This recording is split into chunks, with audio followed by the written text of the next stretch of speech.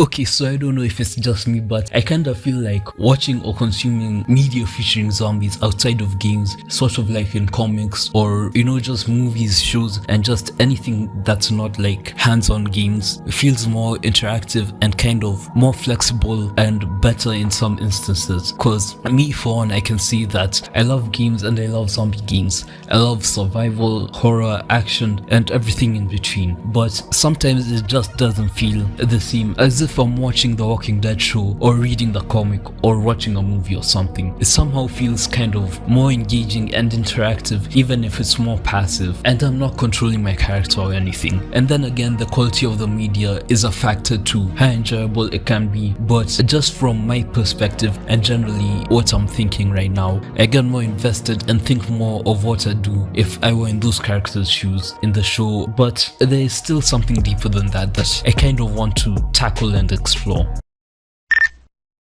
So I think since we're sort of guided through tension and the dread and the world and the fear of in shows and movies and comics, everything feels kind of cohesive and more molded together that can fit better together, and it feels like it keeps on moving forward. And that's not even restricted to just the movies and shows. I mean, look at Telltale's The Walking Dead games and the other projects. They feel like interactive shows and movies and games. They feel more personal and more story heavy, but they still have the world of The Walking Dead in it and some of the magic from the show injected into it that lets you kind of play and experience that while controlling your character, but also just kind of guiding your hand subtly to just keep the story going without taking you out of the experience, while also letting you make choices and see how those choices affect certain people and events that come later in the game. And I think personally that's why so many people love the game and actually just love the kind of more modern Telltale games, because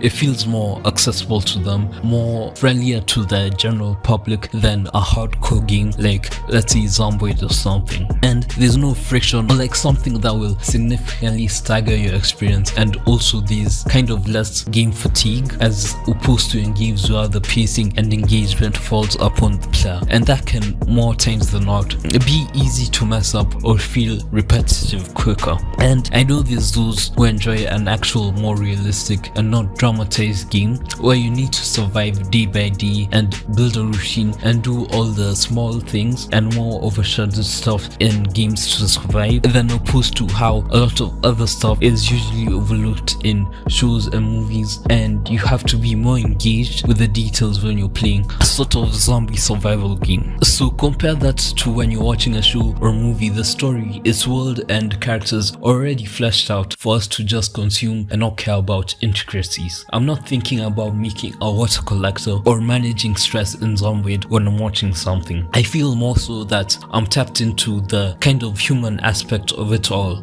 Seeing the fear and desperation and motivations that keep these characters wanting to survive. Seeing how writers deal with characters making decisions under pressure, and that kind of, for me, it just kind of hits different and a little bit better. Like in 20 Days Later, where that one scene, maybe the one in the house, there's a lot in the house, but just how like with the girl in that one, like, I don't know, abandoned factory sort of place or something, where the girl's dad gets infected, and just how they kind of react to that, and what those two characters, the Cillian Murphy's character would do in that moment, and also the other main character, like how would they deal with this taking care of this girl that they just met a few days ago, and how would they even survive in this world taking care of her. So it's just kind of interesting to see, and just kind of more thought-provoking, and not kind of hands-on worrying about more the physical aspects of surviving and getting getting water, finding a place to stay, getting food. It's more so it taps into kind of the emotional side. So yeah, I don't know what I'm blabbering about, but yeah, I don't know. I've made like 5+ videos on zombie games, and I think this is the first time I'm mentioning 20 days later. But anyway, I just think the movies, the shows, they feel more fun because you get to absorb the kind of more quote-unquote fun stuff you imagine when thinking of a zombie apocalypse, like building a community or fighting bandits or fighting other groups like in The Walking Dead and all the other stuff, without thinking too much about the sort of logistics and systems that go into actually surviving that world. And I guess it basically boils down to sort of immersion by atmosphere versus immersion by video game mechanics and systems, which can get clunky, repetitive and messy and pull you up from the experience. Maybe let's say some bug messes you up and you die in a stupid way. Then like me, if you are like me, you just sit there for a while, for a minute, just looking at your death screen, and after a while you turn the game off for a couple of days before you come back. And not just that, but you can get tired when the game feels more grindy instead of actual survival, and that's just some zombie games, but still. And comparing that to a movie or show, the things which can ruin the immersion for you could be bad writing, plot holes and bad effects, or set designs, or just zombie designs. It feels more far and few in between, because most of the time it can be one or the other. Well, maybe the writing can be bad, but the effects and design and overall world around the characters can actually feel like a real life apocalypse, and vice versa, where just one thing can be good and then the other can be bad. Can keep going like that for a while until like they finally get the perfect mix of everything that they need to do and to craft the world that they want the audience to experience. And for me personally, I feel like there's a bit less fatigue when it comes to a zombie show and movie. Like, I mean, The Walking Dead, it's been going on for 15 years, I think. I don't know, it's been going on for so long. But, during that time, people are still interested in the world, interested with the characters and the show, and they just want to see how everything pans out and how everything ends in the end. They want to find out where the virus came from, they want to find out if it's curable, and they just want to know the answers to the questions that's been had for 15 years. So I'd say there's less fatigue in that, and that they keep the core audience more so attached to the show and much more intrigued into the show, and also they keep coming up with new shows, new concepts and things like that, so it can't ever truly kind of be dead. So I don't know, it's just kind of less like people will drop it after a certain time. I mean, there's still people who watch it, people who love it, and I can see that I'm one of them. I'm interested in it. I like it a lot, and I know they've had their shortcomings with some shows, some seasons, and some miniseries, but it's just kind of interesting to think about. But let's say something not called The Walking Dead can come up and be a nuanced zombie world or show, people like me will eat it up. Like, let's look at World War Z, which came out 3 years after The Walking Dead dropped. It gave us, me and the people who really liked The Walking Dead zombies, it gave us a different look into what a sort of zombie apocalypse could be. It gave us actually scary and deadly zombies, since zombies in The Walking Dead can only be deadly on occasion when the writers want them to be. We got sprinter zombies, and let me tell you guys, when I first saw these zombies sprinting and climbing over each other in that one scene for the dam or the wall or whatever, it was the scariest thing I had ever seen as a young boy. I was like, yeah, like this is what I'm talking about. But I was also scared to death, because let's say for an instance I drop into that universe as regular me. Personally, I know myself, I know that if I see that outside, if I see just 50,000 zombies sprinting towards me, full sprinting, dead sprint, just heart pumping, legs running, all that, I know personally, with all the doomsday prepping videos I've watched, all the prepping I've done in my head by myself if anything like this ever happens, but I know that if it actually happens and if it's those types of zombies, I know that I'm dying in the first hour. I don't know how to use a gun and I'm not going to fist fight a zombie. But anyway, the movie did a great job of making us really feel like these zombies were actually a threat and that Brad Pitt would actually die in this movie. I also enjoyed the atmosphere of it and just the stakes that were in the movie, where it's a race against time and a global crisis. And on the other hand, let's look at the game, where it's kind of just a mindless co-op shooter game where you kill hordes, escape and repeat. There's not a lot of depth there, but it does do well in just bringing out the sheer number and how unlikely it would be to survive in that world. And that's all I can give it credit for. But it was forgettable as hell, not like that one Sweetie song. But the other thing movies and shows do better is more so guiding your imagination and letting you build from that. So I don't know if anyone else does this, but when I'm glued to the TV watching a show or movie, I really start putting myself in the character's shoes, imagining how I'd do in that world and what choices I'd make and how the various things the writers have set up would go if it was me instead. And I think that's the thing. Movies and shows of any kind which are decently and competently made and know how to get you to react the way they want you to react. They give you emotional cues, they know when to zoom in on character's face, how to use music to elicit responses in tandem with the scene we see, and when to drop a twist or something. You don't get that in a game. You don't get the same pacing of everything lining up unless it's a Telltale game or a linear story focused game. Instead, you make your own pacing and it's not always cinematic. When you're always looking for loot, building a base, maybe trying to fix a bug or something, or grinding for XP, that's where the rift is. It's in the interactivity of these different mediums, where one knows how to hold your hand and guide you to where the writers want, and the other just lets you be free and survive in the world however you want. And maybe I'm not creative enough to keep surviving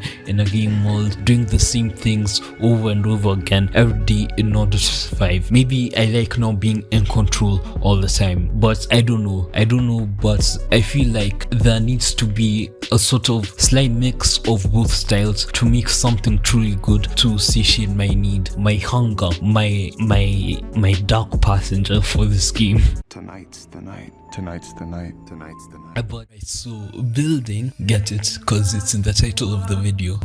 So building off the video I just made on zombie shows, movies and games, I'd say that one of the most important aspects in games, especially survival, horror and zombie games, is the atmosphere, the world building, the environment that us the player inhabits and survives in. So that's what I want to talk about today. So hello everyone, welcome to and welcome back to my channel. If you are new around here, be sure to subscribe and like and enjoy the video. So what's the first thing that comes to your mind when I say zombie apocalypse? Maybe you think of the zombies first, how scary they'd be, or you think of abandoned cities, roads blocked by abandoned cars, vacant houses, and whole blocks of neighborhoods being upsettingly quiet. Maybe you think of nature reclaiming our man-made structures with plants growing out of skyscrapers, overgrowth running rampant, and wildlife taking over again.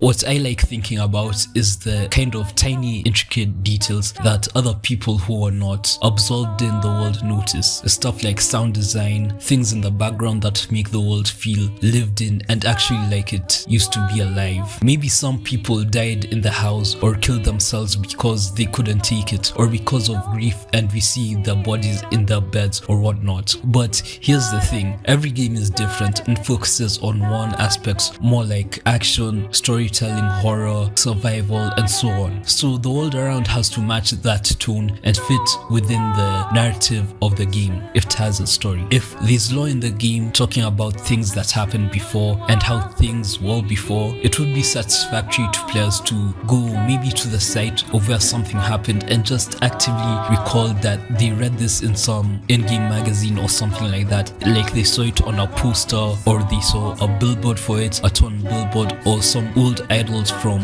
the before world, before the apocalypse happened, just living in the game. You know, environmental storytelling, which supports the mechanics and stories of the game. But I don't really know what I'm saying. I'm just rambling a bit. But something I took away when I was watching Wendigoon's recent Modern Warfare 4-hour video, I watched all of it in like a day, was how in those games, in the campaign missions, the developers kind of understood where the player would want to go and what type of things they'd want to experience in a scenario like that. Like in the game's missions I'm talking about, in how they set the set pieces, how they use the environment to really just put the player with where they want to be and what exactly they want to experience. Like in Modern Warfare 2, as the army rangers fighting through that one neighborhood, going from house to house, using, you know, local and more homely neighborhood things that aren't usually seen in warfare or invasion, like as cover. Like you're fighting at home, you're fighting the war at home, you're going through houses using them as cover, you're going through parks that are known, you're going through locations you used to visit as a child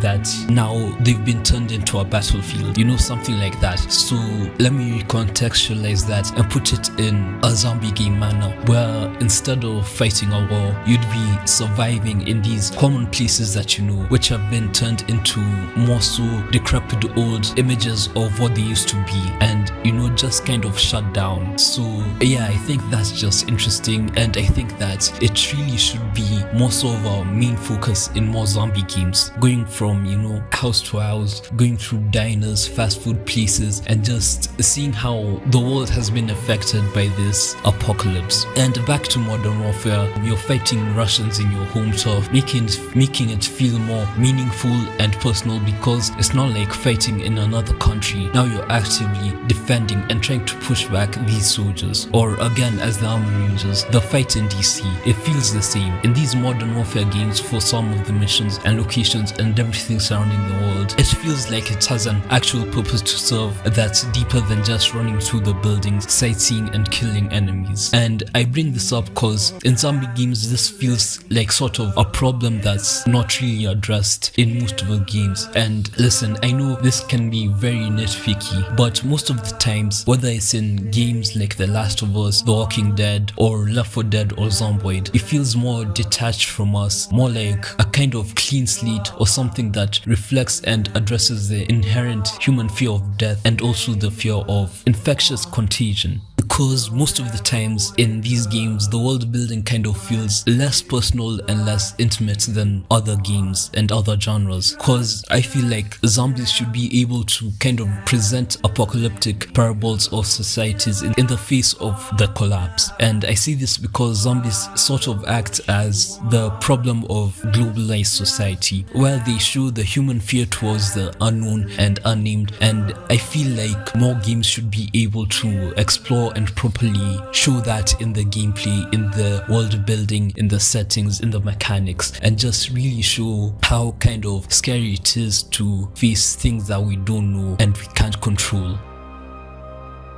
Zombies confront us with the disaster and almost ultimate end of the world that we already know and have spent so long building up to the point we are at now. So in the case of world building, it becomes really important to be able to show the sort of mixture of the new dead world and the old one, now becoming sort of intertwined and transitioning into the kind of new collapsed state of the world.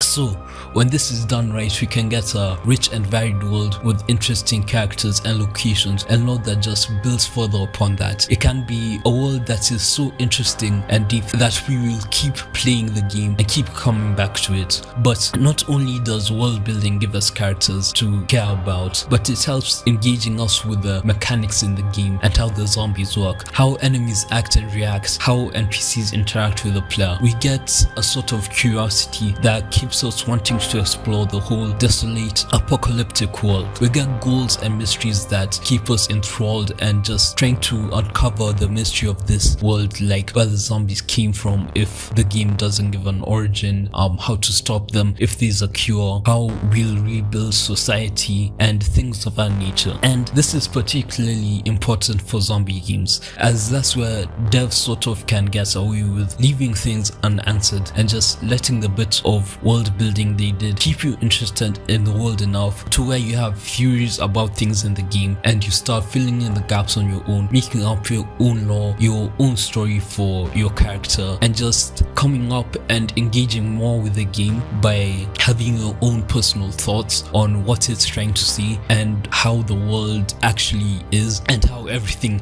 actually collapsed in that world. And in a sense, in some select games from this genre, it feels very engaging and rewarding. It's like you're experiencing the apocalypse in real time and not knowing all the lore or anything at all. And I find that really fascinating and more fun than anything. It's really just trying to survive in this world, trying to figure out what's happening. You can just, be on the baseline, the surface level things, and just do everything like how it's supposed to be done. Just survive the world. Don't really look too deep into it and just do the basic routine that you've gotten now. But I don't like that. I like going deeper into it, trying to find answers to these questions we get. And more often than not, when it's more ambiguous, it just leaves us more, with more questions and theories about it. And that's the most kind of engaging part. And we can decide what we think is lore accurate or what we think is canon in the game. So, in a way that's detailed and believable in the environment of the games that draws us into it. And this matters because of the immersion and emotional investment that we put into the games that we're playing. So I'd say that's something that is also really important in building a world full of zombies, is being able to sort of make an authentic reflection of humanity